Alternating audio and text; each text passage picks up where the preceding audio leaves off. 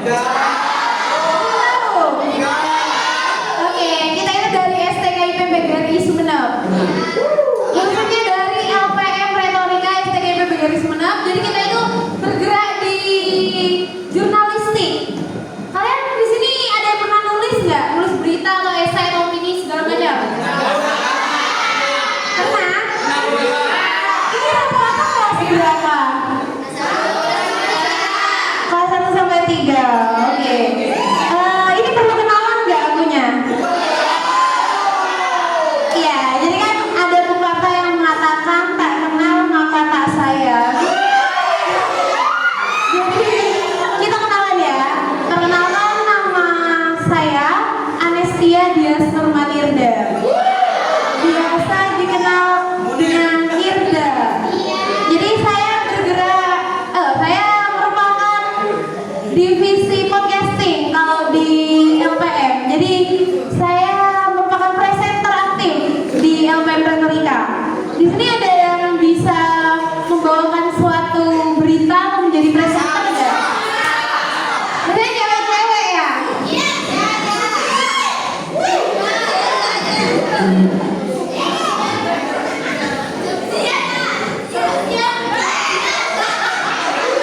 Nanti kenalannya sendiri-sendiri kakak-kakaknya yang di depan ya. Atau ada yang mau ke depan mau kenalan sama kakak-kakaknya? Kenapa? Malu.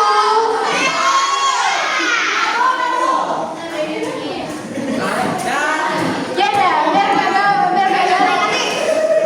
Kak Yulianya kenal nggak? Kak Yulianya?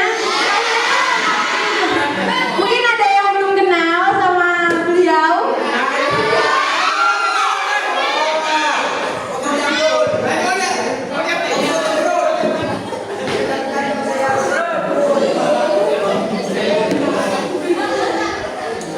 Oke, kan udah kenal ya semuanya? Nah, tapi mau kenalan lagi. Nama kakak yaitu Hilati Nisa, dipanggil siapa? Nah, itu udah tahu semuanya Kak Irda.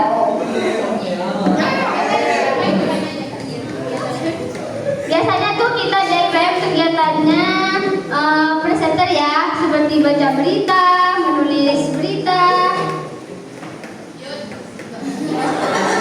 Iya, jadi kegiatan kita itu di kampus, kita tuh nggak cuma nulis berita, kita nggak cuma wawancara ke narasumber, nggak cuma nerbitin berita, tapi kita ada presenter. Nanti kalau dilema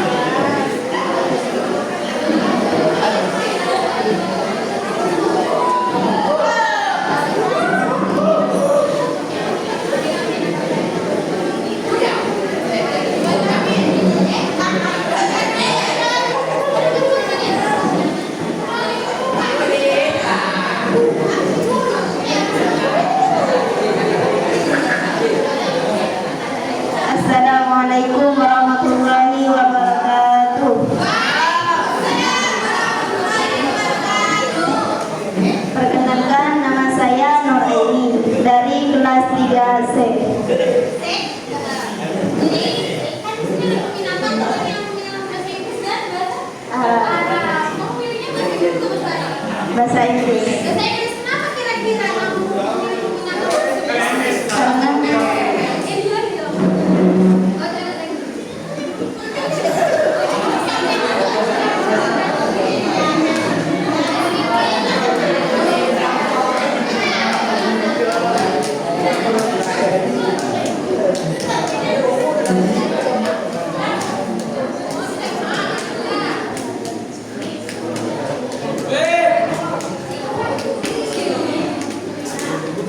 saya memilih bahasa Inggris karena ingin tahu tentang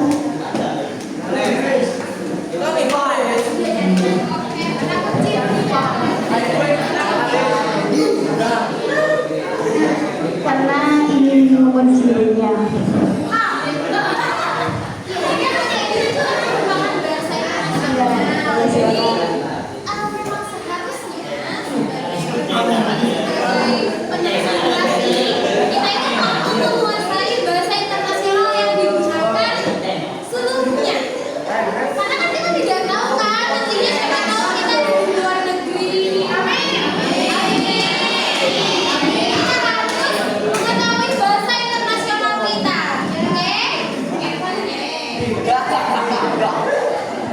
Perkenalkan, nama saya Danila Turin Adia, delegasi dari kelas 3B.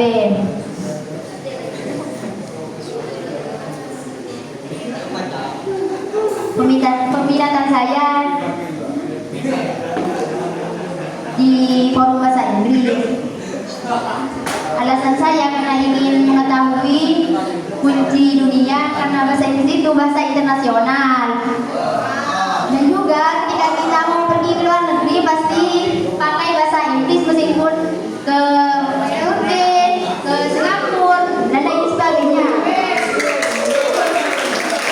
Oke, ya, terima kasih. Selamat duduk.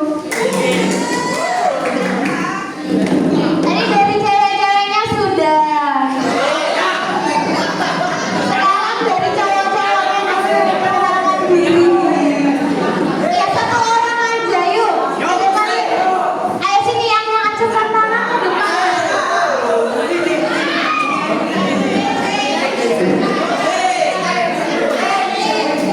Ayo, cepat. Mana nomor penuhnya?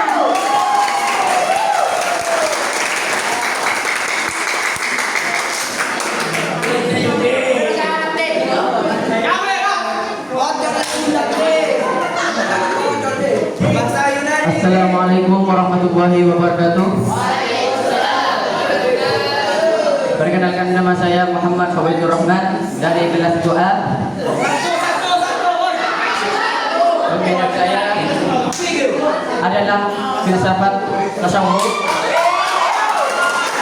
yang dimana saya belajar itu ingin mengenal Tuhan dari dekat dan ingin mendekatkan hati, ingin menyatu dengan Tuhan.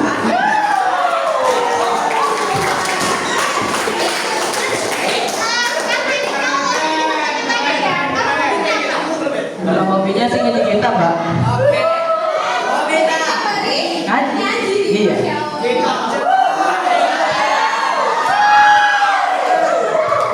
Terima kasih. Tentang lagi yang mana bangunnya?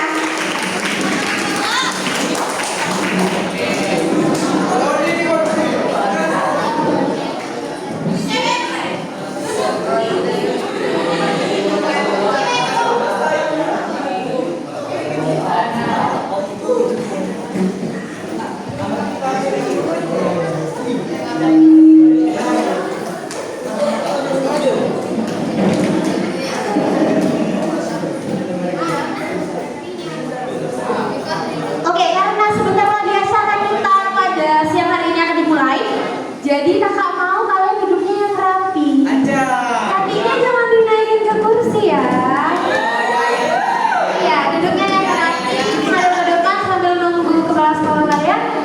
Jangan lama ya.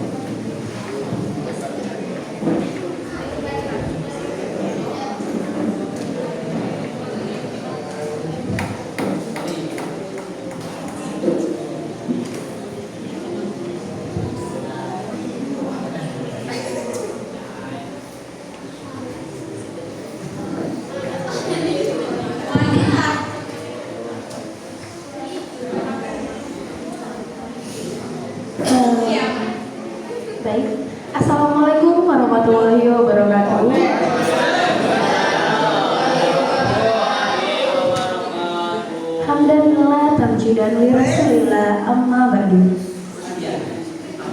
Yang terhormat Bapak Kepala Sekolah MA Raudatul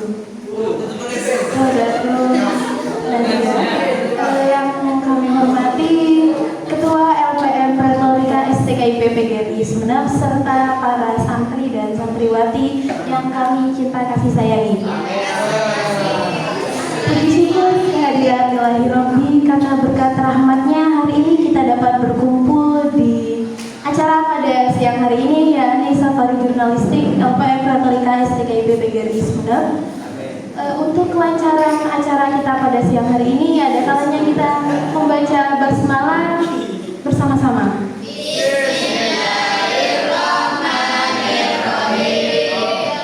Baik, untuk acara yang selanjutnya akan ada sambutan. Sambutan yang pertama akan diberikan oleh Ketua LPM Retorika STKIP PGRI Sumeneb kepada Kak Iqbal Fuadi Hasbuna. Kami persilakan.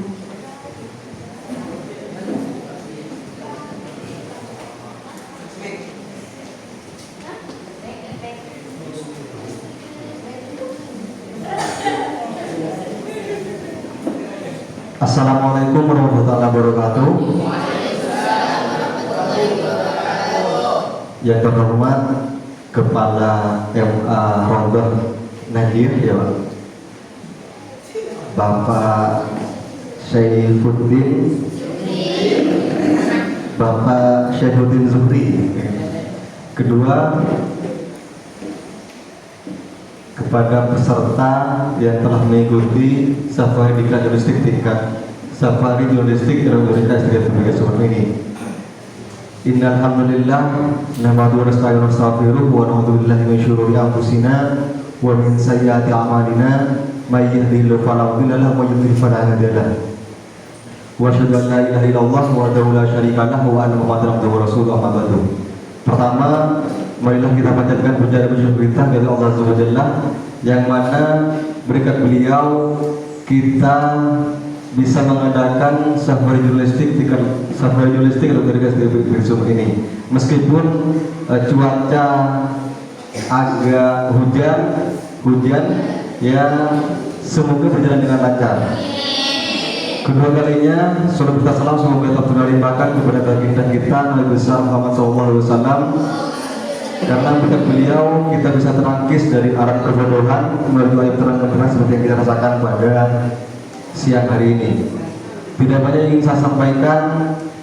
Saya sangat berterima kasih kepada Bapak Kepala Sekolah MA Raudah Nadia karena menyediakan tempat yang begitu megah dan insya Allah penuh dengan barokah ini. Kedua, perlu diketahui bahwa safari jurnalistik ini adalah suatu program LPM Retorika setelah penerbitan produk jurnalistik ini. Karena tadi saya sempat berbincang dengan pihak sekolah bahwa sekolah di sini sudah mempunyai blogspot, cuman tidak berjalan gitu. Makanya saya datang ke sini untuk bagaimana kemudian blogspot dari MA Raudah Nadia ini bisa berjalan kembali. Ya seperti kita lihat, ini ada media kami, media retorika.com, dan ini sudah diakui di wilayah Sumeneb. Ini sudah sekelas regional di Kabupaten Sumeneb, dan pembacanya sudah ada dari Bekasi, dari Bali, sudah dari Jawa Tengah, Jawa Timur itu sudah ada semua pembacanya. Maka dari itu saya minta kepada teman-teman ini lebih serius lagi dalam mengikuti safari jurnalistik ini, karena kalian akan dilatih bagaimana cara menulis berita, menulis tulisan fiksi dan menulis tulisan non fiksi gitu, seperti karya tulis ilmiah, opini, esai dan lain-lain. Mungkin hanya itu dapat saya sampaikan, kurang lebihnya mohon maaf. Wassalamualaikum warahmatullahi wabarakatuh.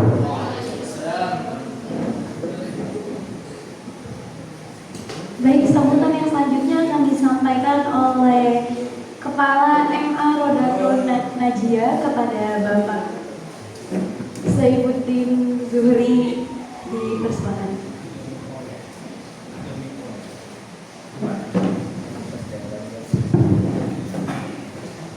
Bismillahirrahmanirrahim. Assalamualaikum warahmatullahi wabarakatuh. Alhamdulillahirabbil alamin. Wassalatu wassalamu ala asyrofil anbiya wal mursalin sayyidina wa habibina wa syafi'ina wa maulana Muhammad wa ala alihi wa sahbihi ajmain. Amma ba'du. Yang kami muliakan Ketua Lembaga Pers Mahasiswa STKIP PGRI Kabupaten Sumeneb dan adik-adik mahasiswa yang lain yang kami muliakan, dan tak lupa pula seluruh peserta ya. Anda ini peserta seluruh peserta yang datangnya dari Madrasah Aliyah Raudah Najiyah yang kami banggakan dan kami kita sayangi. Alhamdulillah di pagi menjelang siang ini kita diberi kesempatan oleh Allah dalam rangka mengikuti safari jurnalis yang diselenggarakan oleh LPM Retorika STKIP PGRI Sumeneb dalam keadaan sehat walafiat. Salawat serta salam kami haturkan hadirat Nabi besar Muhammad Sallallahu Alaihi Wasallam. Dengan adanya beliau kita semua bisa terakis dari alam kegelapan menuju alam yang terang benderang, yakni dengan adanya Adinul Islam. Anak-anakku sekalian yang berbahagia, ini sebenarnya kami selaku pimpinan Madrasah Aliyah Raudah Najiyah sangat bangga atas kerjasama yang dilaksanakan oleh LPM Retorika PS STKIP PGRI Sumeneb, karena setahu saya sebelumnya tidak pernah ya. Maka ini merupakan penghargaan yang sangat luar biasa bagi kami, dengan harapan kalian dibimbing bahkan dilatih untuk terjun dalam dunia jurnalistik. Nanti anak-anak sekalian, Anda bisa nanya, misalnya Anda tidak tahu apa jurnalistik, bisa ditanyakan secara langsung. Ya, tidak usah malu-malu. Malu bertanya sesat. Nah, jurnalistik ya, yang dalam hal ini sangat penting, sangat penting. Barusan disampaikan oleh saudara ya, tentang menulis opini ya, salah satunya, atau memberitakan sesuatu, itu adalah juga kaitannya dengan jurnalistik ya. Nah, ini asing mungkin bagi kalian, tapi kalau bagi ini mungkin sudah tahu. Bahkan sekarang ini adalah salah satu bentuk mengimplementasikan dari bidang jurnalis itu sendiri ya. Anak-anakku sekalian, maka dari itu tolong kalian harus sikapi ya acara ini dengan serius, dengan penuh tanggung jawab. Kalau misalnya ada sesuatu yang dicatat, silahkan dicatat, karena ini ilmu ini. Insya Allah ini sangat berguna nanti, sangat berguna. Apalagi di situ ada apa ini? Ada tulisan membaca menulis yes we can. Ini juga kaitan dengan jurnalistik, membaca dan menulis. Apalagi sekolah kita adalah madrasah literasi yang ada kaitannya juga dengan membaca dan menulis. Ya. Sebagaimana juga dikatakan barusan bahwa kami di Madrasah Aliyah itu punya blogspot itu, ya, cuma tidak ada beritanya, cuma tidak begitu meriah. Misalnya nanti berita-berita itu muncul seperti opini dan lain sebagainya muncul dari adik-adik siswa ini ikut memeriahkan misalnya ya dalam blogspot yang disediakan oleh MA itu, ini adalah kebanggaan bagi kami. Siap ya? Saya yakin Anda itu bisa, karena mudah seperti Anda semua itu masih potensial banget, masih potensial.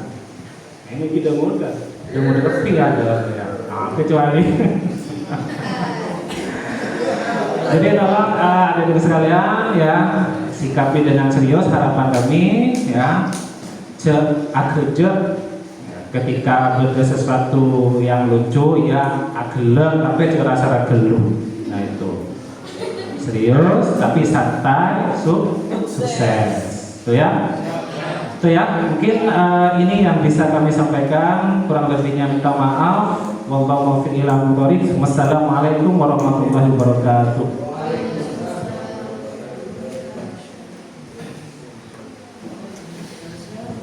Disampaikan, terima kasih. Acara yang terakhir penutup. Marilah kita tutup acara pada kesempatan kali ini dengan pembacaan hamdalah.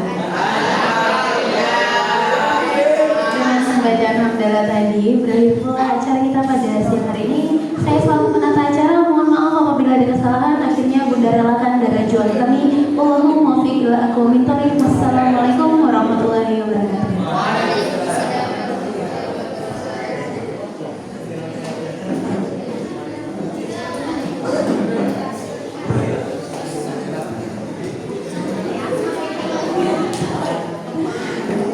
Oke, jangan berisik dong. Tadi benerannya udah. Kita langsung masuk ke safari jurnalistik kita pada siang hari ini. Nanti kita akan belajar beberapa part atau beberapa materi.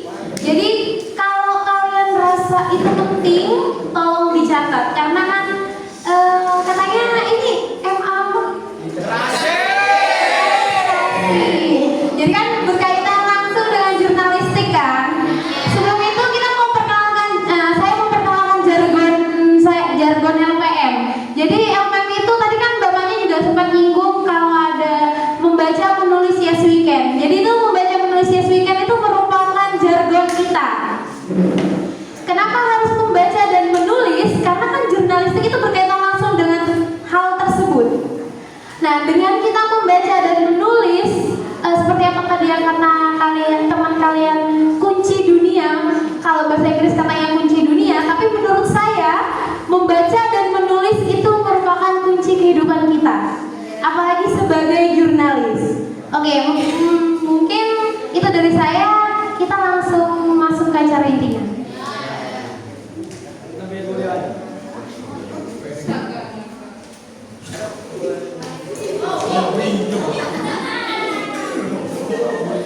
Oke, baik teman-teman. Sebelum masuk ke materi, saya mau tanya dulu keseriusan kalian dalam belajar kepenulisan ini. Kalian siap nggak belajar tentang kepenulisan ini? Siap. Nah, di dalam kegiatan safari jurnalistik ini ada 3 materi. Yang pertama penulisan berita, yang kedua itu non fiksi. Ada yang tahu non fiksi? Dan yang ketiga ini adalah fiksi. Cerpen, puisi itu masuk fiksi ya. Nah, dan saya ingin juga mau tanya kepada teman-teman, sudah ada yang pernah menuntaskan baca buku nggak? Iya. Buku apa yang dibaca? Ya, saya bagus. Terus cowok? Bagus. Filsafat. Sudah sampai ke bagian Marxis? Ya, filsafat. Oke. Iya.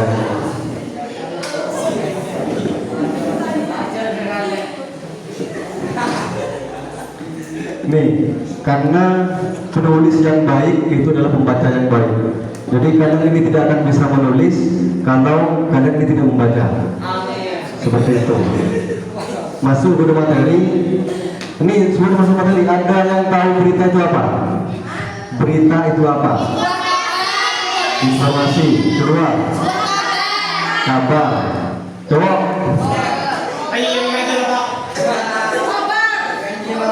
Ada yang tahu nggak? Informasi, ada yang bilang kabar, terus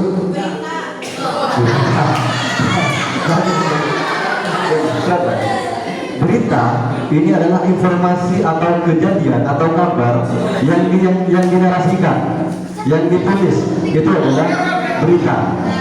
Informasi kalau tidak ditulis, ini bukan informasi dan bukan berita namanya, tapi hanya sebatas informasi saja. Ini yang dinamakan berita. Ini sudah disebutkan di slide. Berita adalah informasi maupun kabar yang mengenai suatu kejadian atau hal yang berbentuk tertulis. Oke, sampai sejauh ini paham nggak? Oke, lanjut slide. Tapi sudah paham kan?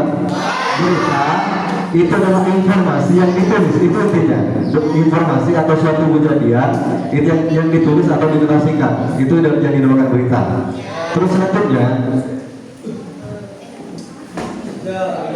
dasar untuk kalian menulis berita atau tahapan-tahapannya, ini ada 5 unsur berita yang harus kalian pelajari. Di bahasa Indonesia ini dipelajari kayaknya di kelas 2 DMA kayaknya. Kelas 2 ya Pak. Kelas 1 unsur-unsur berita. Ada yang tahu nggak? Yang maju ke depan saya akan berikan ini.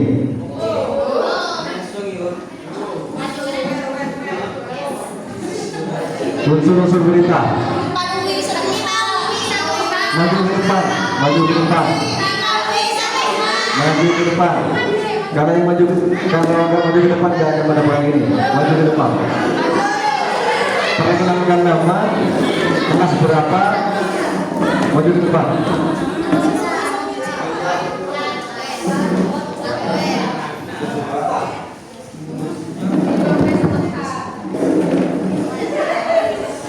Lima UI 1H. Ya, terus apaan ini 5 istilah?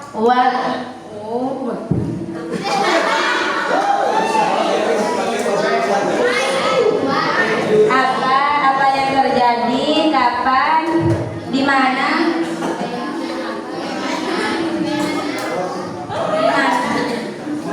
mengapa, dan bagaimana apa, siapa. Dari kami.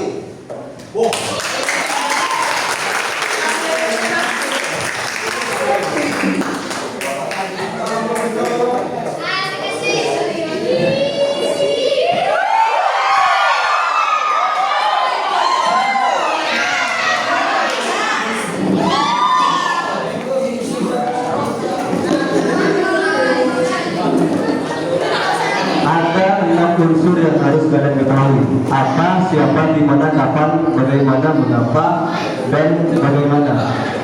Ini dimaui satu hal dan istilahnya kalau di dalam bahasa Indonesia. Lanjut.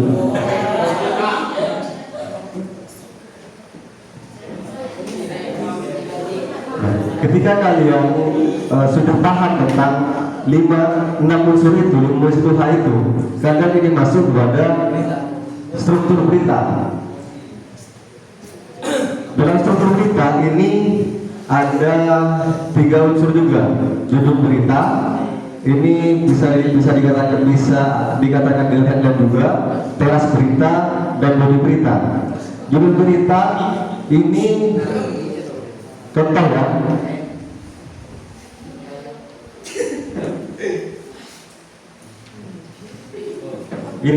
Ini judul berita namanya. Judul berita.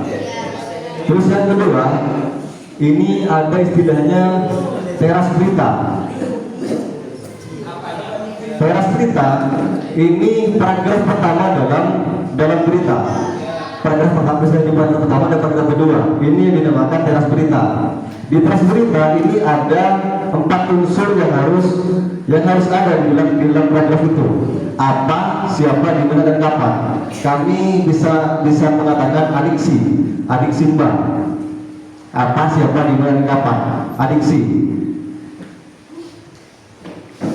Nih. Kok gak teman?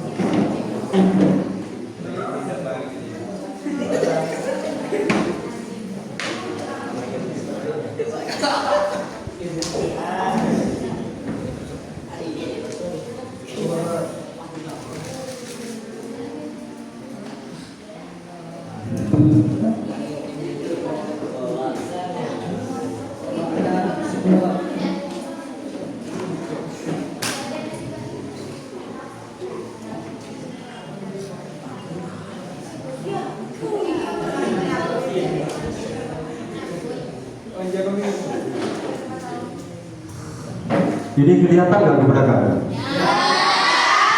Nggak kelihatan?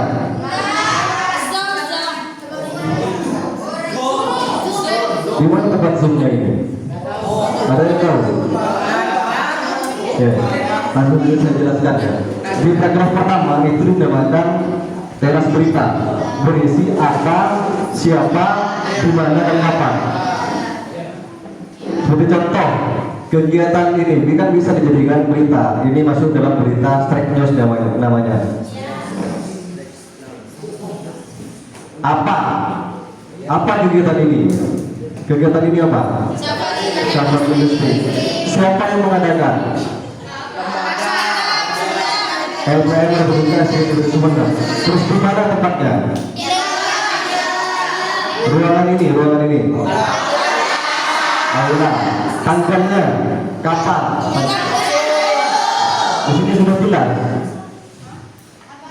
Di sini sudah jelas. Bahkan eksekutif mahasiswa STKIP Sumeneb ini masuk ke dalam kategori apa? Nah, enggak. Kegiatan mana audiensi apa? Siapa? Badan Eksekutif Mahasiswa STKIP Sumeneb. Kapan? Ini pada tanggal Selasa 30/5/2024. Di mana tempatnya? Di auditorium distrik setempat. Atau kalau di sini auditorium MA Nadia. Abdul lupa. Ini sudah paham kan? Di teras berita ini berisi 4 unsur. Apa, siapa, bagaimana dan kapan. Ini kalau sebesar ada bahannya lebih enak karena basis praktek kalau dalam penulisan berita itu. Biasanya kami menggunakan piramida terbalik. Di Indonesia juga diajari dari umum ke khusus. Piramida terbalik. Ini contohnya. Di atas di teras berita itu berisi adiksi. Terus yang di bawahnya mengangkat bagaimana. Itu dinamakan pengantar kutipan.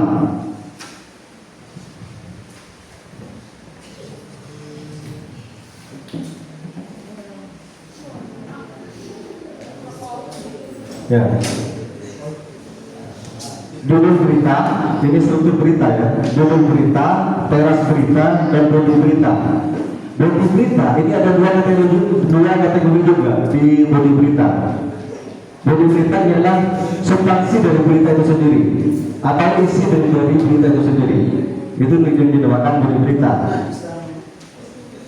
Bodi berita adalah isi berita merupakan keterangan atau penjelasan faktanya menurut unsur why dan how, kenapa dan bagaimana. Itu di bodi berita. Ada dua unsur di sana, pengantar kutipan dan kutipan. Ini harus langsung di bukan.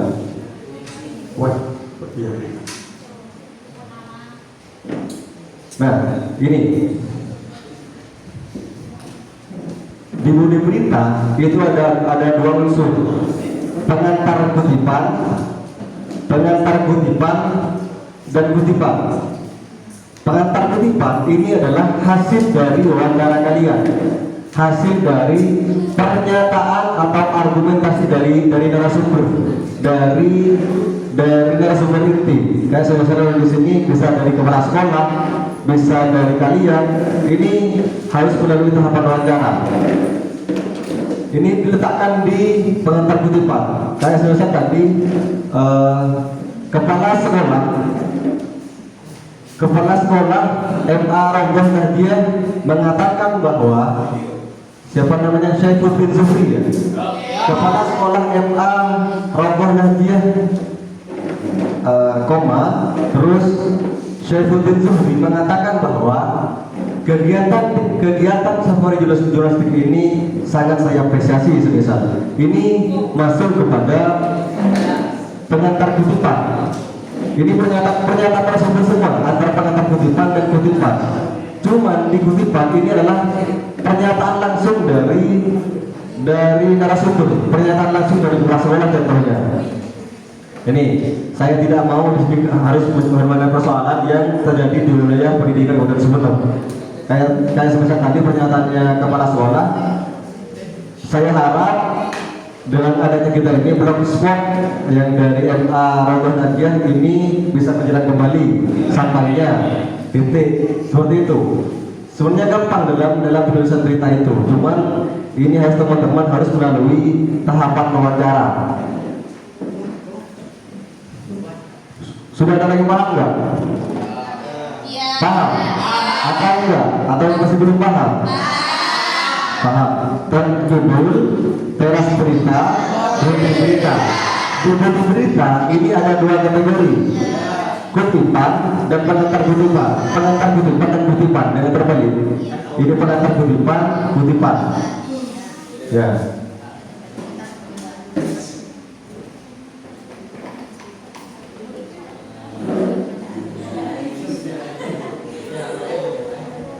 Tolong diinstruksi ya, karena nanti kalian akan langsung dipraktekkan. Ini sudah sediakan kertas folionya. Nggak sampai 100 kan? Dan nanti. Nah, kedua ini adalah sistematika penulisannya atau cara penulisan beritanya. Yang pertama itu yang harus kalian ketahui. Ini menemukan peristiwa maupun kejadian untuk menjaga berita.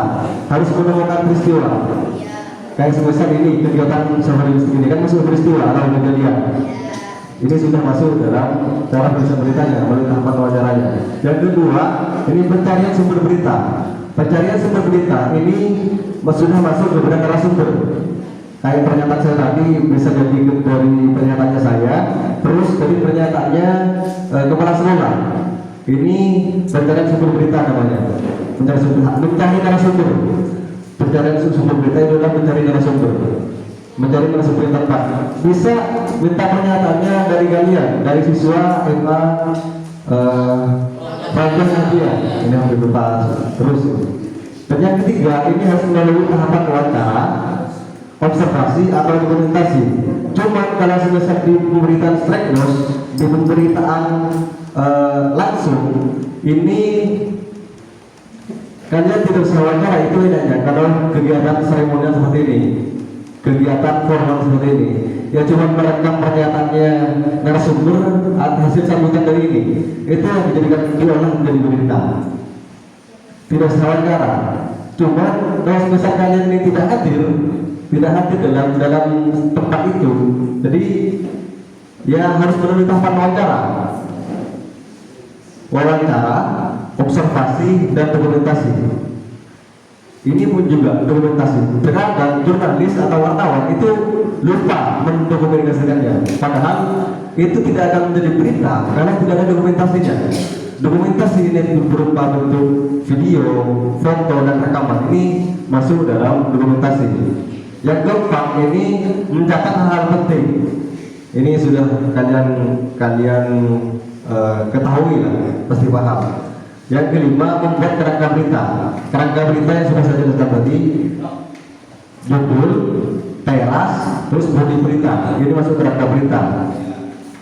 Ini sudah jelas kan, menulis teras berita, menulis isi berita atau bodi beritanya. Dan yang delapan, penguntingan berita. Ini penguntingan berita ini sudah masuk pada penguploadan berita itu. Ini cara menulis beritanya. Terus yang kesembilan, tidak mengandung fitnah, hasutan, dan kebohongan. Jadi kalian ini harus menyesuaikan, harus berpatokan pada pernyataan narasumber. Harus tidak boleh mengubah pernyataan narasumber. Tidak boleh mengubah pernyataan narasumber. Cuma kalian boleh menyatakan apa? Kalian boleh mengubah pernyataan narasumber kalau asal substansi dari pernyataannya itu tidak berbeda, pernyataannya tidak berbeda, intinya sama, itu boleh ditulis.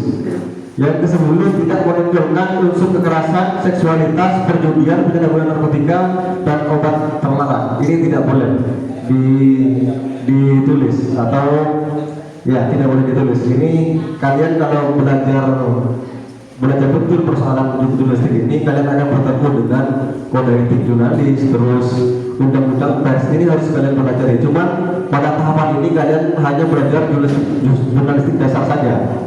Dia belajar unsur-unsur berita, kerangka berita, dan itu sudah cukup sebenarnya. Nanti saya akan sediakan rilis berita atau mentah berita dari kegiatan sahabat jurnalistik ini.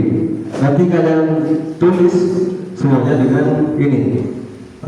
Saya sudah bawa kertas folio atau kertas apa, dibagi satu-satu. Ini satu orang ini harus bisa menulis berita itu sendiri. Ya. Nah, nanti kan sasarannya nanti kan teman-teman bisa mengirimkan blogspot itu. Untuk mengirimkan blogspot, ini kalian harus melalui tahapan wawancara juga, tahapan kepenulisannya juga. Ini yang harus kalian pelajari juga untuk menjalankan blogspot itu. Ini terakhir, masuk ke jenis-jenis berita aja. Jenis-jenis berita ini ada 3 yang sudah saya jelaskan tadi: strike news, berita langsung seperti kegiatan ini, kegiatan seremonial, kegiatan korban, ini masuk berita strike news. Jadi kalau berita strike news ini kalau diangkat di libur besok ini sudah basi. Kalau berita strike news ini sudah harus sekarang gitu, harus sekarang yang diupload, yang harus diwawancara oleh teman-teman. Ini dari berita apa, jenis-jenis berita strike news. Terus yang kedua ini deep news, berita mendalam. Ini harus melalui tahapan wawancara dan observasi. Ini biasanya berita-berita agak kasuistik, agak kasus, kayak semisal melecehkan siswa, semisal ini sudah masuk berita deep news. Dan yang ketiga ini investigasi news, berita investigasi. Ini lebih mendalam lagi daripada deep news, sudah masuk ke oknum kekerasan seksualnya misalnya. Ini sudah harus melalui investigasi news atau berita investigasi. Ini hanya dari koran Tempo, itu melalui tahapan investigasi news. Sudah ada berapa berita yang kalian baca?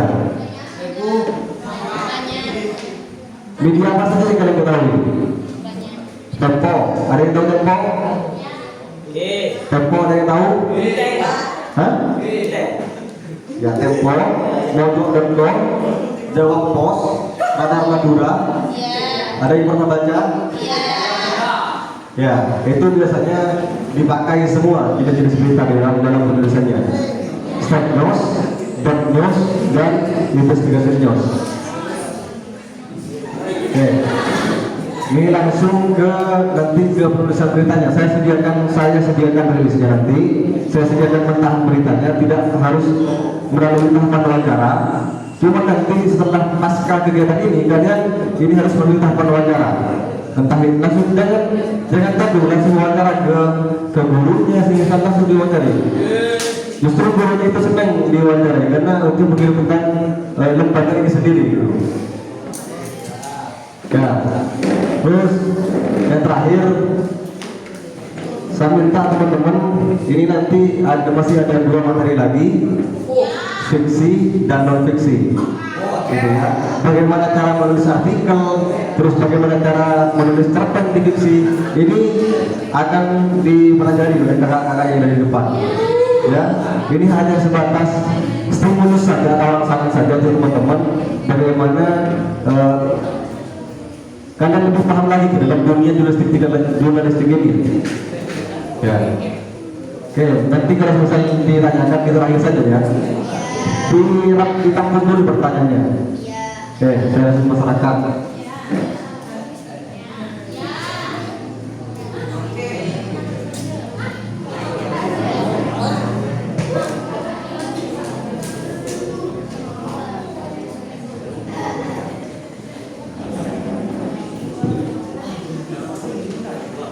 Untuk materi selanjutnya ini dari Sekretaris Jenderal saya di LPM Universitas Sumeneb, Kakak Zainuddinnya, Sekretaris Jenderal. Ini sudah masuk di berita-berita online yang ada di Sumeneb, khususnya yang ada di Madura Channel, terus media-media online lainnya. Ini untuk pemerintah bisa tanya ke Kak ini lebih paham sebenarnya. Saya langsung serahkan materi non fiksi ke Kak Zainuddin. Saya langsung serahkan.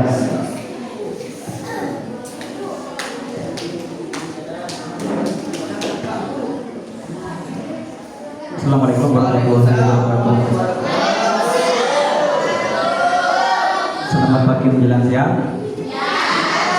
Sebelumnya saya izin mohon maaf kepada kalian semua karena agak terlambat, tadi ada kendala hujan di jalan.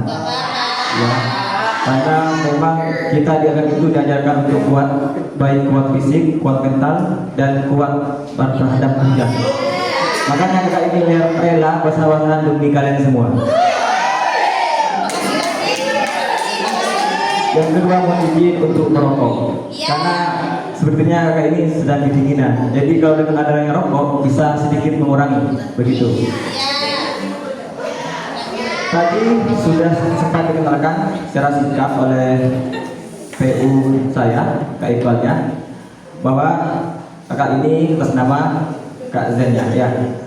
Ada yang ingat nama kak siapa? Ya.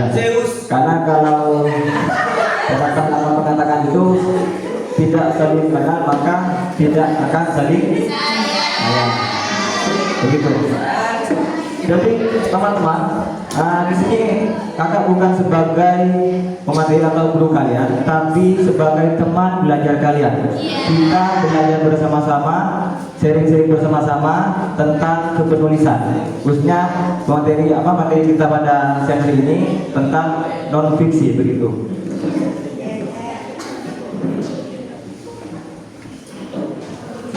Di sini ada yang suka menulis. Iya.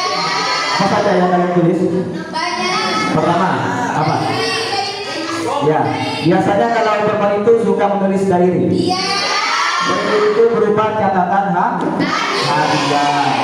catatan hati, catatan harian, apapun curhatan hati seorang perempuan. Jadi kalau perempuan itu biasanya sosial itu curhatnya itu bukan hanya kepada teman mestinya, tapi juga terhadap buku dan bolpen. Bukan seperti itu. Kalau yang laki-laki biasanya apa? Yang sudah ditulis. Kalau hati itu digunakan hal yang positif, misal baca artikel, baca opini, baca berita hangat, atau mungkin melihat YouTube-nya Deddy Corbuzier, atau mungkin lagi baca Tempo, itu tidak apa-apa. Tapi kalau malah digunakan hal yang negatif, hal yang itu sifatnya tidak mendukung terhadap kalian waktu di bangku SMA ini atau apa MA di sini ya? Ya. Maka itu akan sedikit mengurangi rasa semangat kalian dalam belajar, baik secara psikisnya atau secara psikomotoriknya, begitu. Jadi teman-teman, kakak ingin tanya kepada kalian semua, apa sih itu artikel? Ada yang bisa bantu jawab? Artikel itu apa sih? Yang jawab tahu langsung ajukan tangan, biar kakak tahu siapa di sini yang memang berpotensi, gitu. Ayo, laki-laki atau perempuan, terserah. Siapa yang menjawab langsung ajukan tangan. Apa itu artikel? Yang di belakang itu, suruhnya ajukan tangan yang di pintu.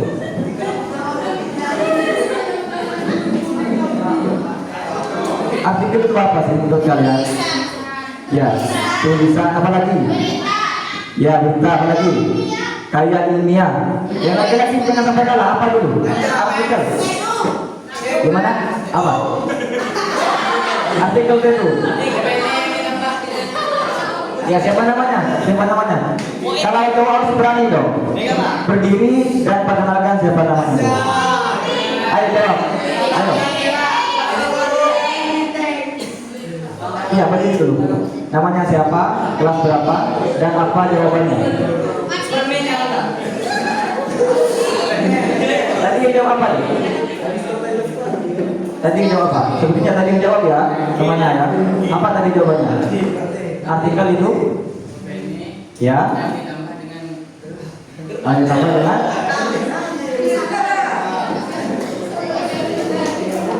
Opini yang tambah dengan apa? Namanya siapa namanya? Siapa? Wahidi. Fawait. Sebutkan dulu untuk namanya biar semakin semangat dan tidak grogi. Jadi artikel itu teman-teman, next later. Artikel itu merupakan sebuah karya tulis ilmiah yang itu diambil dari beberapa narasumber atau mungkin dari argumentasi yang cukup valid. Sehingga nanti kalau artikel itu ada dua, ada artikel jurnal, ada artikel lepas. Itu. Jadi kalau artikel jurnal biasanya di bangku kuliah itu atau mungkin di bangku MA di sini ada yang sudah biasa bekerja tulis ilmiah, baik itu berupa apa namanya? Ya, paper. Ya, itu juga masuk kepada bagian-bagian dari KTI. Karya tulis ilmiah. Nah, di sini artikel, teman-teman. Nah, artikel itu apa bedanya coba dengan esai? Artikel dengan esai itu apakah ada perbedaan dan apakah sama? Gak ada. Beda. Apa? Kalau artikel itu apa tadi? Sebuah tulisan, ya, yang diambil, ya, dari beberapa narasumber atau mungkin dari argumentasi yang itu cukup valid dan mampu dipertanggungjawabkan, begitu. Narasinya biasanya kalau artikel lepas ya, artikel lepas itu kalau dipakai pertama itu menggunakan bahasa-bahasa yang tidak terlalu panjang lebar, simpel, dan itu sifatnya definitif. Definitif itu apa? Definitif itu pengertian. Kalau misal tentang pendidikan, apa itu pendidikan dijelaskan dari siapa narasumber, apa dari siapa sumbernya, siapa misalkan dari Paulfer atau berapa pendidikan bla bla bla begitu. Jadi itu pandangan dari paragraf pertama kalau artikel. Sedangkan kalau dari esai itu lebih terhadap cerita, teman-teman. Cerita yang itu narasinya, kalau penulis itu biasanya mengulas atau mungkin menarasikan kembali dari apa yang telah penulis itu lihat, fenomena apa yang dilihat di hari ini misal. Contoh, jadi desa itu di awal paragraf semisal di fenomena yang terjadi di lingkungan sekitar ada sebuah gedung Ahyati misal. Gedung Ahyati ini sudah beberapa tahun ya, yang masih belum beroperasi begitu ya kasusnya. Ya, harusnya tahu dong kan kalian orang sini. Gedung Ahyati itu yang di sebelum masuk ke daerah sini kan ada di jalan raya di kanan jalan. Ya, itu kan lama urusnya ya. Ya.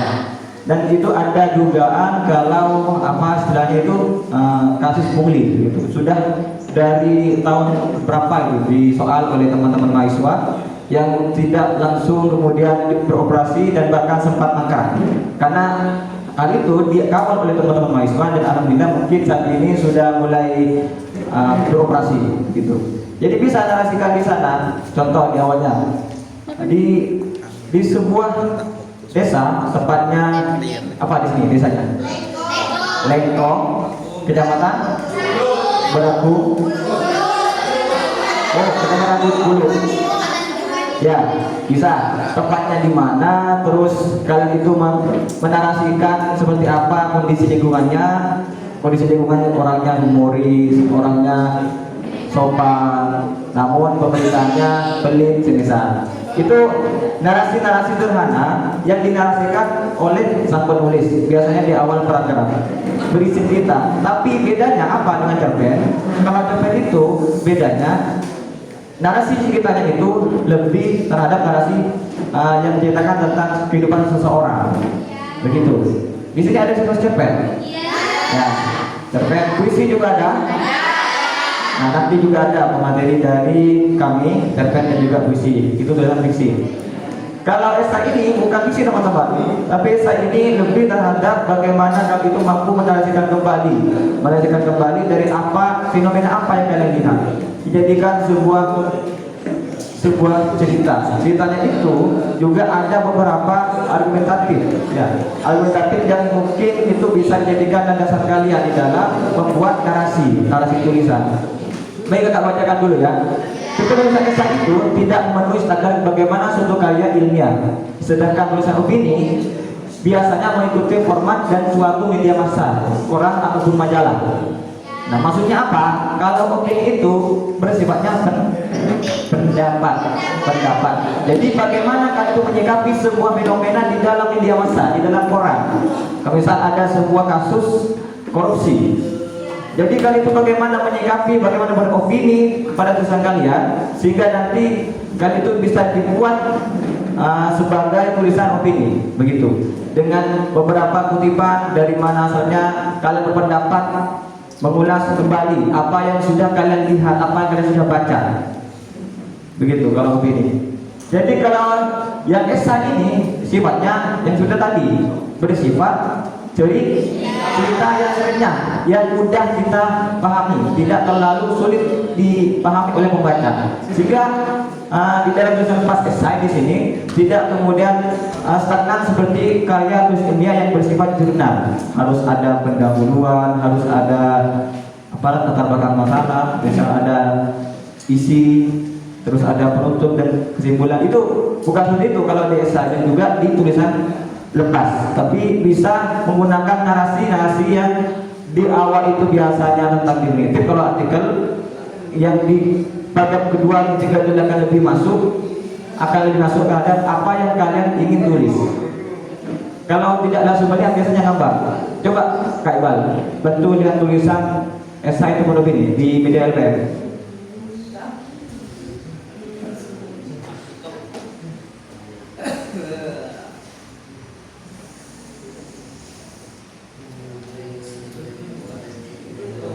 Jadi juga perlu diketahui kalau di media retorika ini merupakan sebuah organisasi intrakampus yang tertua kedua. Sudah ada yang tahu kan tadi? Sempat dibahas tidak?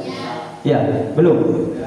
Ya, jadi kalau retorika ini organisasi tertua kedua di kampus STKIP. Kalau yang pertama itu ada Sanggar Lentera, kalau LPM ini masuk tertua kedua. Jadi agak sudah lama berdirinya, itu sekitar belasan tahun, dari tahun 2000 sampai sekarang tahun 2004. Nah, ini contoh dari penulisan esai teman-teman. Apa judulnya? Emansipasi konsumerisme habis iklan lalu barang. Jadi ini mengulas dari buku yang penulis baca. Tadi yang Kak sampaikan, esai di sini mengulas atau menceritakan kembali apa yang sudah ditangkap oleh penulis, apa yang sudah dipahami oleh penulis. Jadi tadi itu tulisnya Kak Vidanya itu dari FF juga, dia juga pengurus BEM sekarang. jadi aktif di BEM. Nah, maka dari tulisan itu bisa langsung di scroll bawah Pak, di bagian pertama. Jadi di bagian pertama ini sang penulis menarasikan tentang fenomena yang sudah terjadi di dalam apa yang sudah dibaca di dalam bukunya, maksudnya. Jelas ya dari belakang ya? Oh, jelas. Besar. Coba lihat. Di belakang. Tapi oh. Merenungkan sedikit keresahan yang terjadi sudah cukup untuk segera dikeluarkan dari kepala. Setelah beban lama bercokol di bayang-bayang ingatan karena tidak dapat dikeluarkan. Jadi narasi dari esai ini di awal biasanya menceritakan tentang dirinya itu sebagaimana dibandingkan dengan fenomena yang terjadi. Nah, agak lebih sastrawan namanya kalau di esai ini, tapi bukan fiksi. Jadi kalau langsung apa istilahnya itu penulis itu menggunakan bahasa yang agak indah, agak estetik. Nah, sehingga di dalam tulisan pertama ini pembaca akan tertarik karena melihat dari kata-katanya itu tidak kemudian memusatkan terhadap pembaca. Sampai di sini ada pertanyaan tentang esai, artikel? Tidak. Lanjut ya, Pak.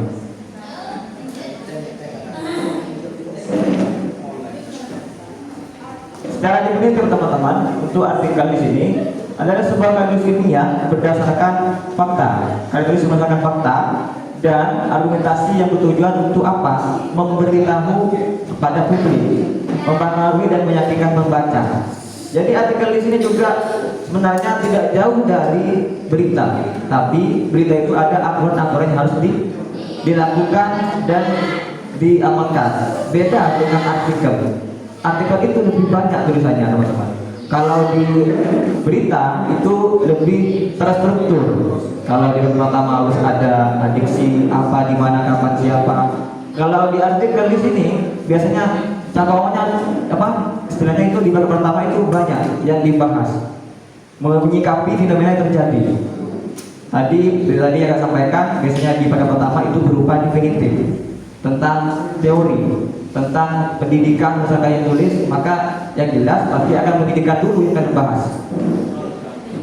Setelah itu, bagian kedua biasanya itu kemudian menguatkan kembali dari beberapa fenomena terjadi. Apakah teori dan juga yang terjadi di sekitar kita itu sama dengan apa yang sudah kalian lihat? Jadi itu bisa dinarasikan kembali. Terus yang ketiga, biasanya itu kan mempunyai apa? Pendapat. Juga pendapat kalian itu seperti apa? Jadi menyikapi hal yang sudah terjadi itu seperti apa? Mungkin kan itu mempunyai cara juga seperti apa seperti pendidikan. Itu juga bisa disampaikan di paragraf ketiga. Begitu. Jadi kalau artikel ini biasanya berjumlah 1000 atau 1500 kata berjumlahnya. Sedikit kalau hanya 1200 kata. Beda dengan 5000 kata seperti cerpen kita. Lebih banyak. Bahkan ada cerpen itu yang sampai 10.000 kata, tapi idealnya 3.000 atau mungkin 5.000 kata. Next. Jadi hal-hal yang dilakukan untuk kalian itu bisa menulis karya tulis ilmiah, baik itu apa khususnya karya tulis yang bersifat non-fiksi. Yang pertama itu temukan ide apa kiranya yang menarik. Ide kalian itu seperti apa kiranya untuk kemudian membuat tulisan tentang artikel dulu.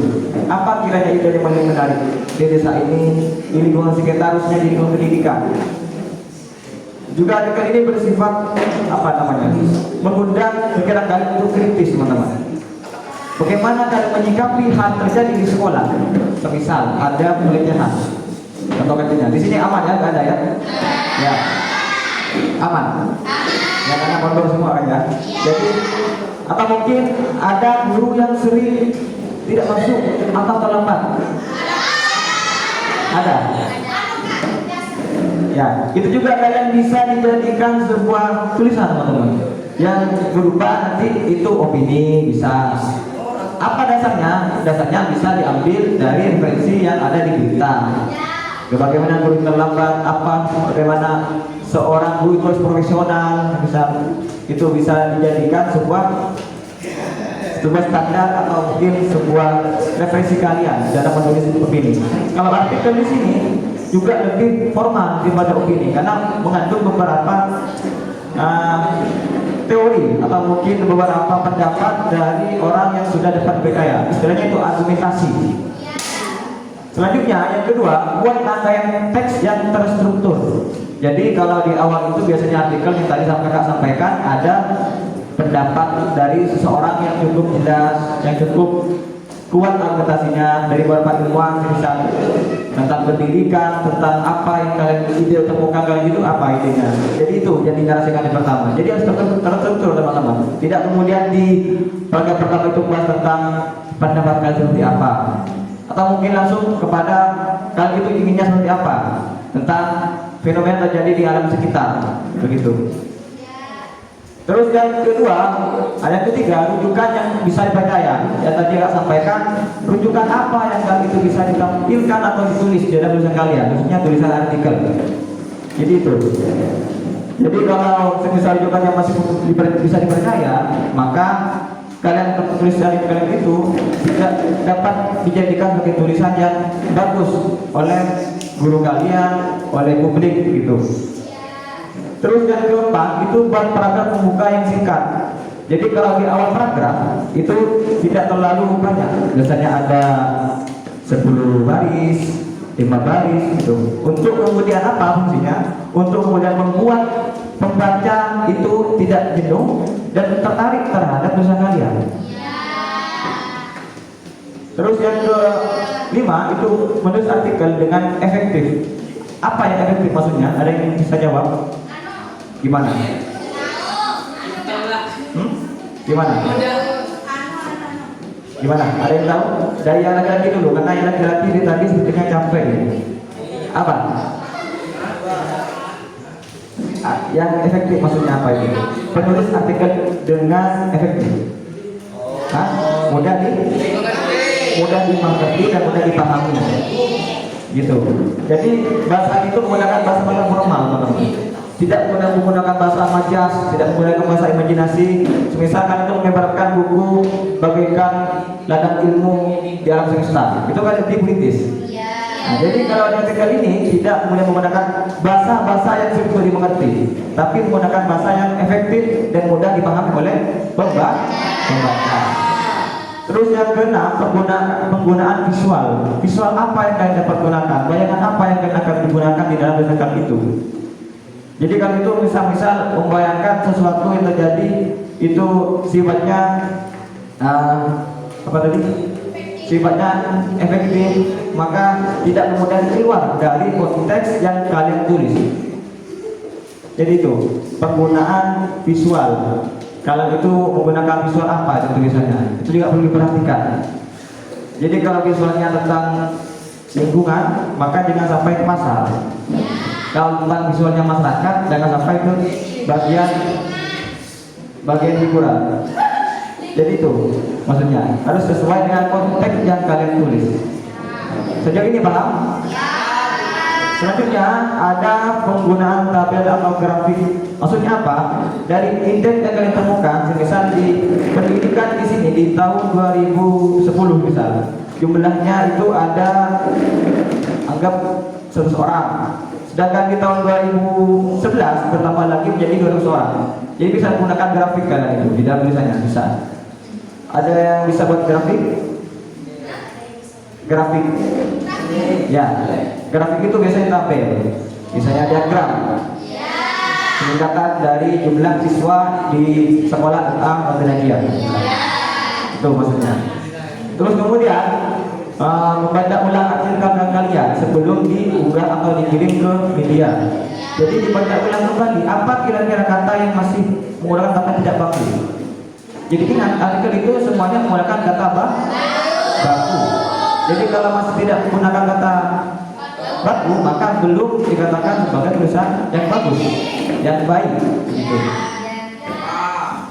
Terus selanjutnya membuat judul yang menarik. Kalau tadi itu judulnya tentang menggambarkan seorang perempuan dan juga bagaimana di dalam buku Perempuan dan juga Pasar dan juga Perempuan, maksudnya di dalam buku itu menggambarkan sebagaimana membuat pembaca menjadi tertarik terhadap tulisan yang telah kalian tulis. Coba kembali, yang artikel dulu, bukan esai. Ada di media retorika yang artikel. Biar kalian itu bisa nanti setelah ini mungkin bisa langsung praktek kita. Karena materi dialog itu bukan hanya sekedar diperdebatkan teman-teman, tapi butuh jam terbang yang cukup tinggi, yang cukup sering dalam menulis. Karena kalau kalian hanya tahu modus kita di bagian pertama ada adiksi, ada apa, di mana, kapan, siapa. Tapi kalau tidak pernah menulis, maka setelah kalian menulis akan kesulitan. Karena apa? Karena kurang efektif, kurang apa istilahnya itu praktek, kurang jam terbangnya kurang tinggi. Sama dengan kalian itu sekolah. Sekolah itu kalau kalian hanya masuk 1 kali 1 bulan, maka yang terjadi apa? Apa? Rekomendasi untuk keluar bisa sekolah. Karena jadi DO ya. Setelah itu yang berimbas pada diri kalian apa? Yang berimbas yang jelas ketinggalan belajar. Yang kedua akan dipermalukan oleh teman-teman yang kelasnya. Akhirnya teman-teman kelasnya itu awalnya bersaing dengan kalian secara intelektual, secara pengetahuannya luas. Ketika kalian 1 bulan nggak masuk, maka kalian akan kalah drastis pada temannya kalian yang sering masuk. Meskipun temannya kalian itu tidak terlalu pintar, tapi dia istiqomah masuk dan belajar, maka dia bisa juga mengalahkan kalian yang pintar tapi bolos, sering bolos begitu. Jadi sama dengan tulisan. Tulisan itu dijadikan sebuah apa istilahnya itu kebiasaan. Kalau kalian sering menulis, maka akan lahirlah sebuah hobi kesukaan. Kalau kalian nulis diary ya. Ya. Jadi itu kalau tidak sering menulis, maka akan kesulitan merangkai kata-kata yang di awal seperti apa. Misalnya ini kalian sedang mengikuti unit apa sebagai jurnalistik, kalian akan kesulitan nantinya kalau ingin menulis kembali. Kalau tidak sering menulis, jadi itu menulis itu butuh jam terbang yang cukup tinggi, teman-teman. Coba kita baca tulisan artikel tadi.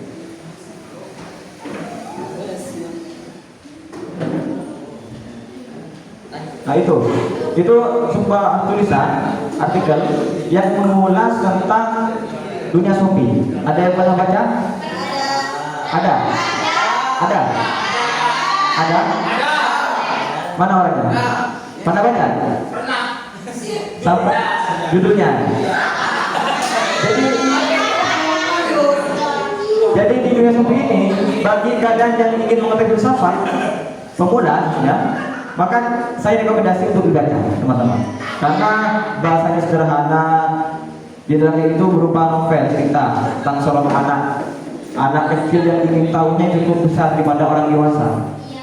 Begitu. Itu dulu, biar kalian tertarik untuk membaca. Terus di paragraf pertama itu coba. Di paragraf pertama kalau di artikel, ya itu contohnya. Jadi tidak terlalu banyak baris-barisnya, tapi menggunakan barisan atau mungkin kata-kata yang efektif sehingga membuat pembaca menjadi tertarik. Sama dengan judulnya Aku Ingin Tahu. Nah, jadi apa yang akan kalian baca atau kalian yang pikirkan ketika melihat tulisan judulnya Aku Ingin Tahu? Ada tahu apa? Apa sih yang ingin tulis ini ketahui? Begitu. Pasti akan penasaran kan? Maka akan dibaca lagi ke bawah. Bagian pertama masih saja penasaran. Terus lagi sampai bagian kedua, ketiga dan terakhir. Itu. Kenapa harus menulis artikel itu menggunakan bahasa yang efektif, bahasa yang membuat pembaca itu menarik, menarik membaca, karena dia tidak membaca menjadi bosan. Begitu. Sejauh ini sudah paham tentang artikel, esai, opini? Saya ulang kembali. Apa sih itu artikel? Satu orang menjawab, acungkan tangan. Ayo, yang perempuan atau yang laki-laki silakan. Perempuan laki-laki silakan. Jawab, acungkan tangan. Namanya siapa, kelas berapa? Artikel. Ya, artikel berapa?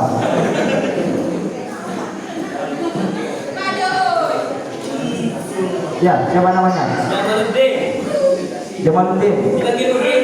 Kelas berapa? Kelas akhir ya, kelas 3 IPA. Apa jawabannya?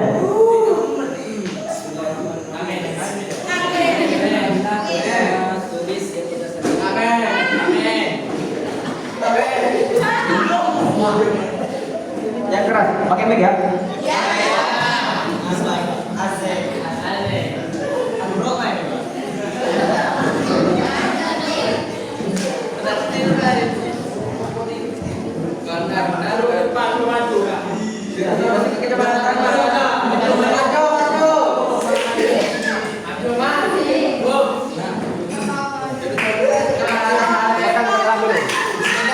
Assalamualaikum warahmatullahi wabarakatuh. Nama saya Jamaluddin. Saya dari kelas 3A.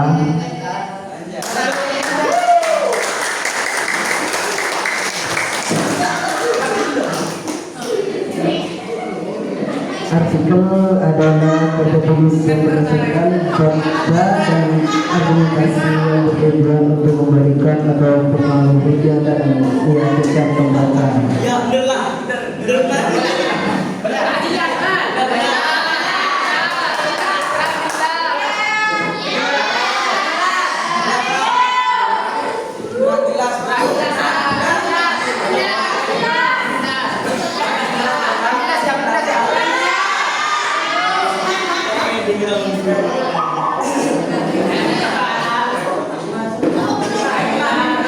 Artikel adalah kerja tulis yang berdasarkan fakta dan argumentasi yang bertujuan untuk memberi atau mempengaruhi dan meyakinkan pembaca.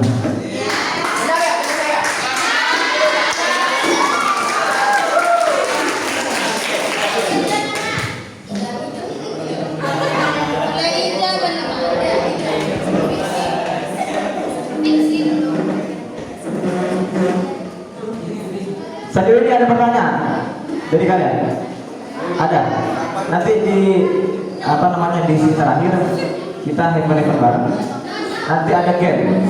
Siapa yang menjawab nanti akan dapat hadiah. Ya, sekarang oke, ingat materi yang kakak sampaikan tadi, ingat, karena kalau yang itu yang tadi saya sampaikan dan yang sampaikan berbasis praktek. Jadi setelah materi langsung praktek gitu. Jadi mungkin hanya itu deh kakak, lebihnya mohon maaf. Wassalamualaikum warahmatullahi wabarakatuh.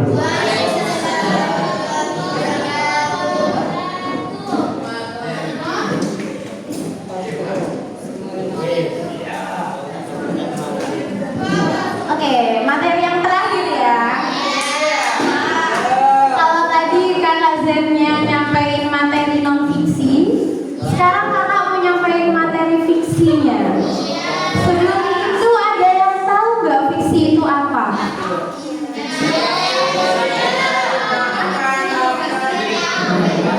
Kayak novel, artinya fiksi ada yang tahu nggak artinya fiksi itu apa? Tidak nyata. Terus apa lagi?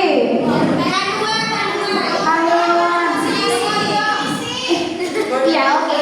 Jadi fiksi itu merupakan imajinasi atau rekaan dari seorang penulis. Di sini ada yang pernah nulis cerita fiksi? Apa nulis apa? Oh, cerpen dan fiksi. Oke, betul.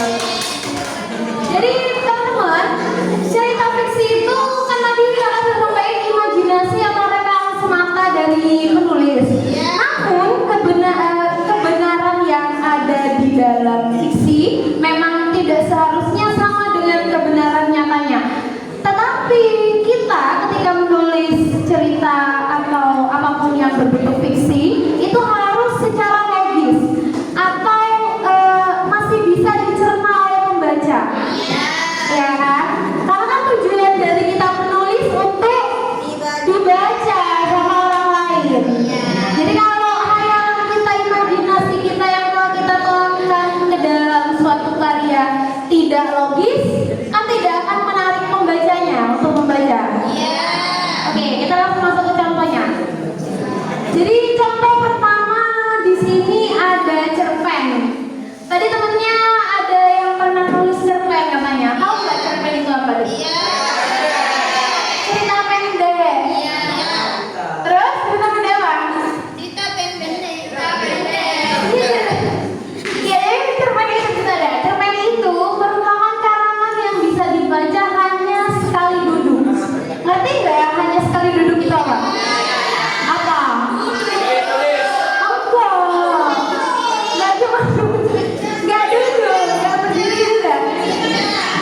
Iya, jadi cerpen itu kita bisa baca cerpen itu hanya sekali duduk atau sekali baca saja tanpa bertahap atau tanpa berulang-ulang membaca itu. Kayak ya tidak ada halaman-halaman yang selanjutnya di dalam cerpen.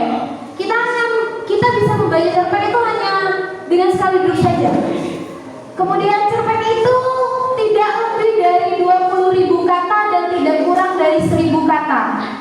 Jadi maksimalnya itu 20.000 dan minimalnya itu 1.000 kata. Karena kan cerita pendek kan, bukan long story, bukan cerita yang panjang.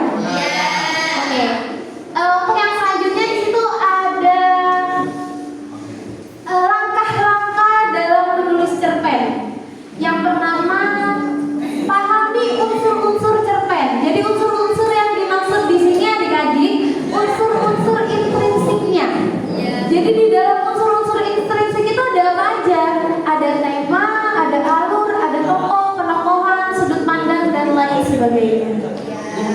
Kamu waktu nulis cerpen kira-kira nentuin unsur intrinsiknya dulu nggak? Belum, langsung tulis aja. Iya, jadi kita kan harus tentukan kan? Jadi setelah kita menentukan unsur-unsur tadi yang kakak sebutin, selanjutnya kita tentukan temanya. Pastinya kalau kita mau menulis suatu karya atau cerpen, kita harus menentukan temanya dulu.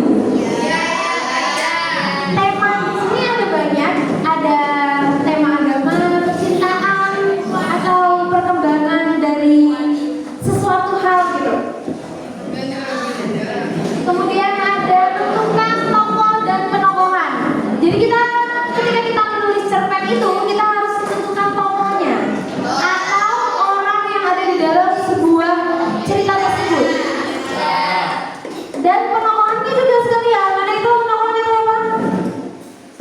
Penokohan apa? Ada yang tahu nggak? Iya, perwatanannya. Jadi tokoh itu punya watak atau karakternya masing-masing kan? Yaitu disebut dengan penokohan. Selanjutnya tentukan alur. Jadi kita menentukan alur cerita yang akan kita tulis. Kemudian yang memulai menulis, setelah kita menentukan beberapa unsur dan beberapa poin-poin yang kakak sampaikan tadi, ya kita memulai menulis kan. Tapi setelah kita menulis itu di part terakhir itu kita harus membaca ulang dan mengoreksi.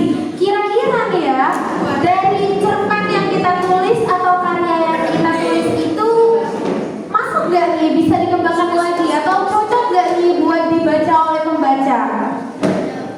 Seperti itu. Ada yang menanyakan dulu dari cerpen? Capek ya?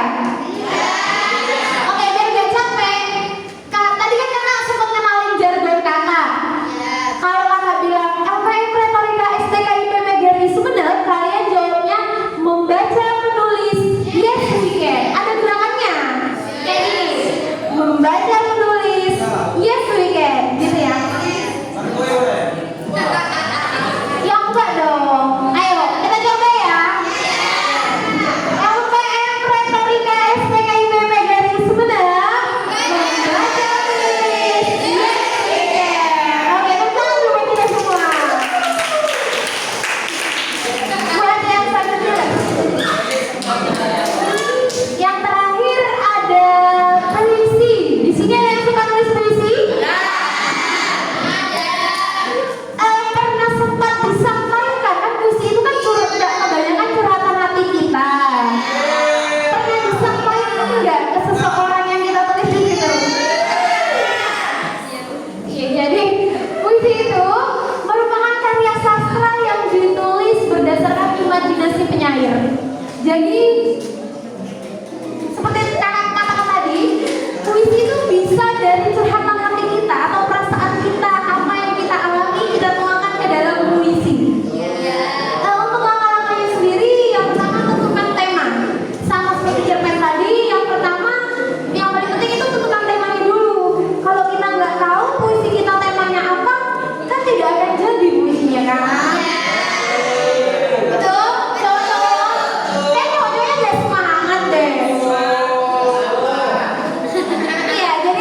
Setelah kita menentukan tema, selanjutnya kita menentukan kata kunci. Kata kunci dari puisi yang kita tulis. Contohnya misalnya kita mau tulis puisi romantisme. Pastinya kan kata kuncinya tentang cinta-cintaan kan? Betul? Oke, yang selanjutnya gaya bahasa dan diksi. Jadi gaya bahasa ini merupakan hal yang penting juga di dalam sebuah puisi karena gaya bahasa dan diksi itu bagaimana cara kita menarik pembaca untuk membaca karya kita. Jadi kalau kita menggunakan diksi dan gaya bahasa yang oke, yang bagus, pastinya pembaca berminat membaca apa yang kita tulis, ya kan? Di sini ada yang pernah baca puisi-puisi karyanya ada orang sini? Ada yang pernah baca nggak? Bisa diksinya, gaya bahasanya kan membuat kita tertarik kan untuk membacanya. Nah, nanti kakak kasih tahu salah satu puisi dari pengurus LPM Retorika. Setelah ini. Itu tuh diksinya tuh keren banget. Jadi kita tuh minat membacanya. Gitu. Oke, untuk yang selanjutnya gunakan rima. Rima di sini itu merupakan pengulangan bunyi yang berselang. Jadi rima ini gak kalah penting dengan diksi, gaya bahasa dan kata-kata kuncinya. Jadi rima itu merupakan hal yang kalau kakak bilang itu jantungnya dari suatu puisi. Jadi kalau kita tidak berpegang pada rimanya, puisi yang kita tulis nantinya dan dibaca seseorang itu gak akan bagus gitu. Jadi rima itu merupakan hal utama yang harus kita perhatikan di dalam suatu puisi. Untuk yang selanjutnya tentukan baitnya dan yang terakhir kembangkan puisinya. Seperti itu. Ya. Di sini ada yang bisa baca puisi? Bacakan puisi dari pengurus LPM Retorika. Bisa? Silakan berbagi.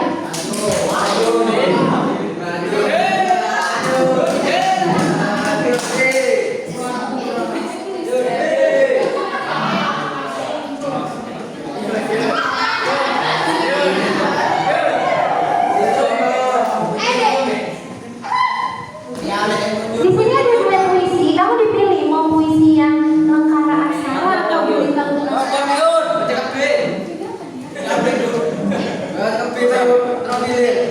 didengerin ya teman-teman.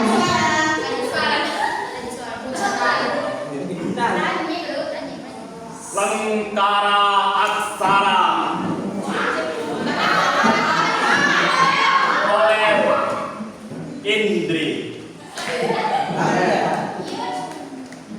Reminiscensi memorian sang buana, gelap rasa tanpa mesra.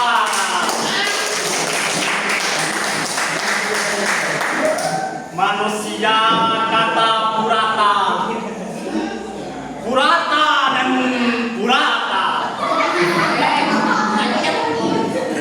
Nampaknya raga yang berubah menjadi arwah membuat tampakku pun tersungkur. Jangan rembasan darah katanya. Sujud bukan arti pengabdian semata. Katanya semesta bukan makna sarwa. Luka-luka harap tak bertuan. Serpihan kaca tak menjadi penawar manusia udik dan semenjana. Nihil tanpa adanya nirmana. Karsa yang ditafsir fata morgana yang rampung mendekat bencana.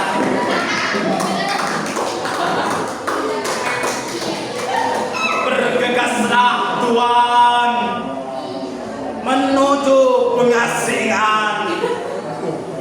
Perlukah hamba rantau? Perlukah hamba antar keberisanan. Sebab tanah tak lagi menyediakan dogma. Semoga duka dan duka mampu merangkap amarta. Sumenep 26 derajat. Oke, terima kasih. Ya, bener ya. Ya nanti kapan-kapan kalau kalian punya puisi atau kalau kalian punya puisi sekarang, terus puisinya kalian mau kita publis, nggak apa-apa. Ada yang suka tulis puisi kan di sini kan? Ada yang mau kita publis, nggak apa-apa, nanti kasih ke kakak. Kita publis di media retorika, oke? Oke, mungkin itu aja dari kakak. Terima kasih banyak buat temennya tadi juga. Sekali lagi tepuk tangan lagi buat temennya yang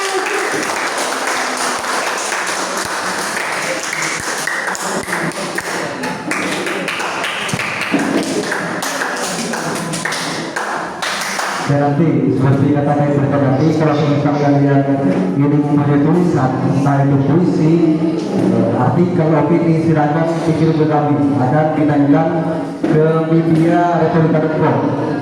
Kalian bisa cari di Google mediaretorika.com. Tahu dot titik itu .com. Media.com sudah ada itu di Google sudah ada. Nah, seperti yang sudah saya katakan tadi sebelum materi, ini akan ada materi praktek untuk penulisan berita. Jadi sudah tidak ada lagi teras berita, judul berita, teras berita, dan body berita. Ini di teras berita ini sudah ada apa siapa dengan kapan. Ini nanti kalian tulis, kami sediakan kertas di sini untuk kalian belajar menulis berita, ya. Langsung saja ya.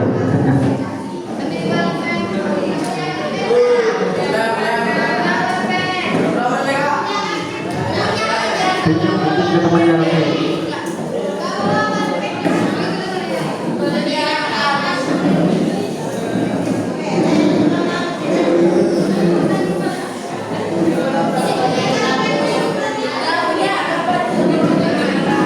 Dan saya harap kalau misalkan nanti ada acara di sekolah ini langsung ditulis, dijadikan berita.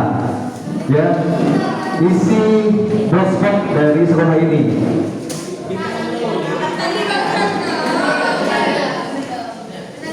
Saya kasih waktu 20 menit. Gampang, menulis berita ini 10 menit sudah selesai sebenarnya. 5 menit sudah selesai sebenarnya. Jadi di tahapan belajar 20 menit saya langsung sudah cukup.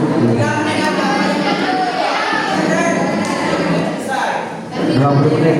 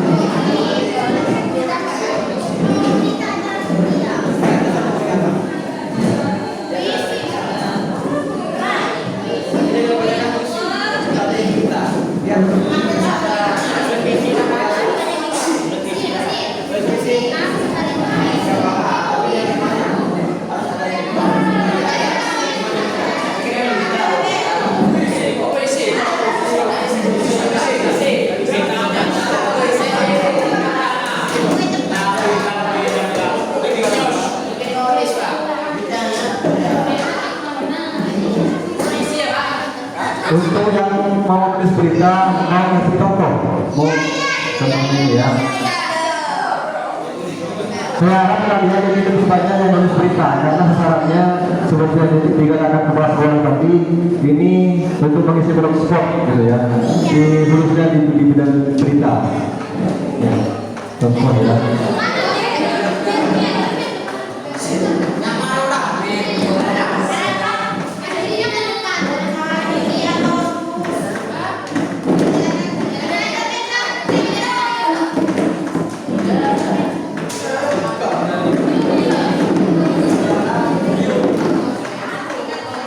Nih, contohnya.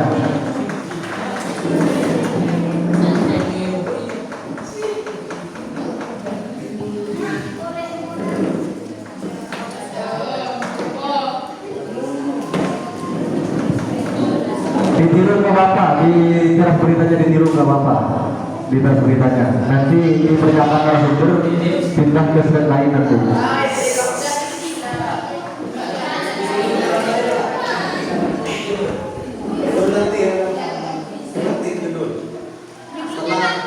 Nanti kalau ditulis berita judul itu belakangan.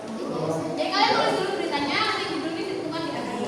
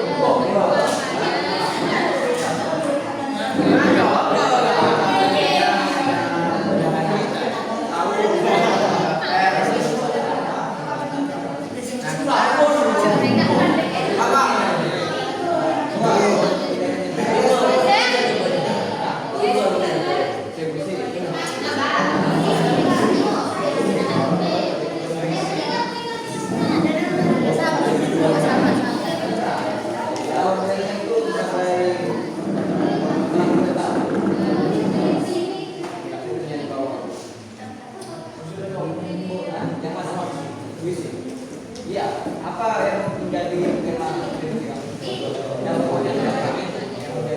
menjadi kata-kata yang dia nanti tidak bingung. Bagaimana cara mengajarkan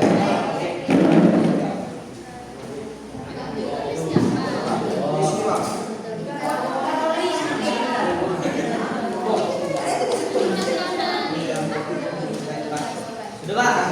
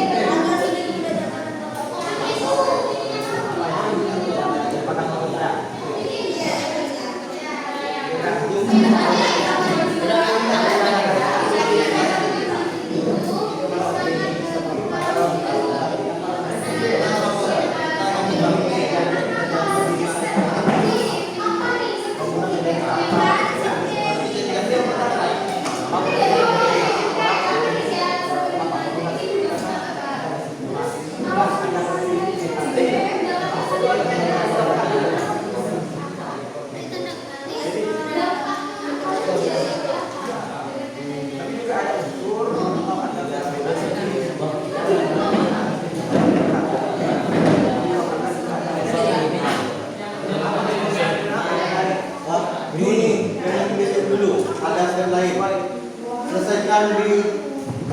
Selesaikan di tiras beritanya dulu. Nanti di pernyataan narasumber ini ada yang terbaru pernyataan narasumbernya. Ini lengkap dan ada juga dari Komnas orangnya. Paham? Tiras beritanya selesaikan dulu. Sudah selesai semua tiras beritanya? Belum.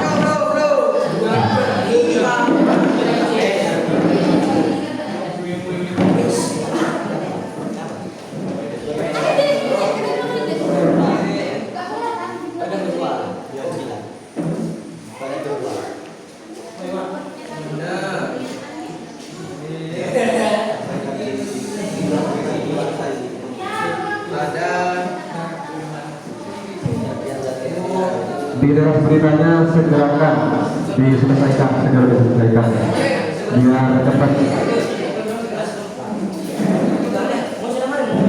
Tanggal 31 sekarang, tanggal 31.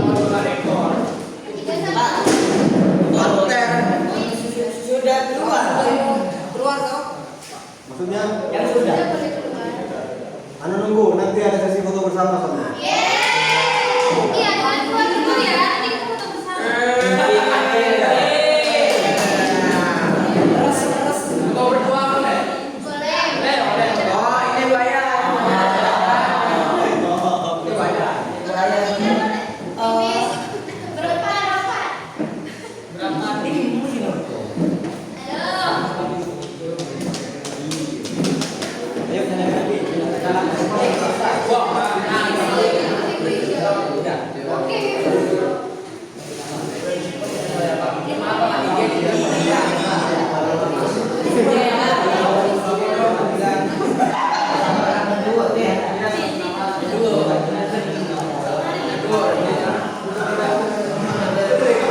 Sudah selesai dalam beritanya. Dalam berita sudah selesai. Nah, hanya ada temannya yang belum selesai.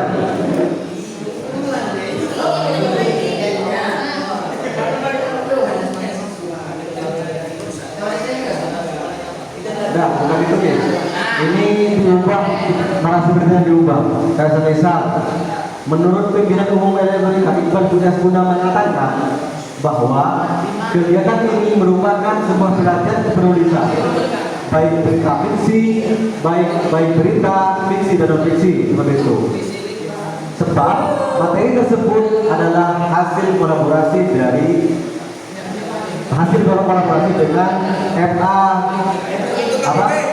Writer Media itu diubah. Nanti di kutipannya kita ambil ini adalah hasil kerjasama yang berikan dengan yang kita dalam kegiatan jurnalistik ini di kutipannya dalam pendapat itu ya langsung. Menurut pimpinan umum LMI Iqbal Pujaskuna mengatakan atau mengungkapkan, menyampaikan itu saja, mengatakan bahwa kegiatan ini adalah sebuah pelatihan penulisan seperti itu.